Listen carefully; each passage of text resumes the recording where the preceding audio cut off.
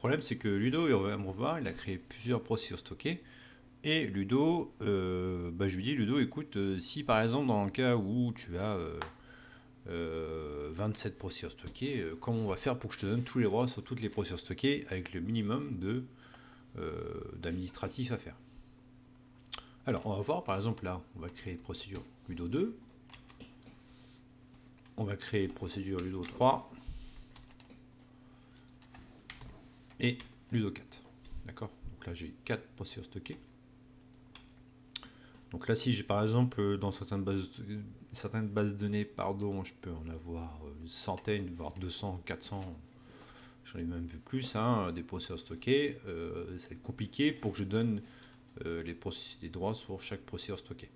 Donc il y a quand même du taf, hein, sinon, comment je fais pour donner directement des droits d'exécution à Ludo sur toutes les procédures stockées? Et bien c'est là où va rentrer le schéma. Alors par exemple, je vais, par exemple, Ludo, s'il joue, par exemple, là, la 4. Donc là, on voit qu'il n'y a pas les droits. L'exécution exécute a été refusée. Même s'il joue la 3, on a juste donné le droit sur la première procédure stockée. D'accord?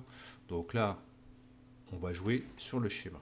Donc, vu qu'il fait partie du schéma DBO, ici, les schémas sont ici, hein, si vous avez regardé la vidéo d'avant.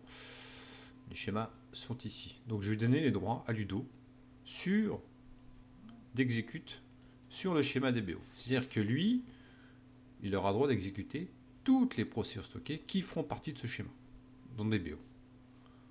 D'accord? Donc là, il aura les droits d'exécuter toutes les procédures stockées.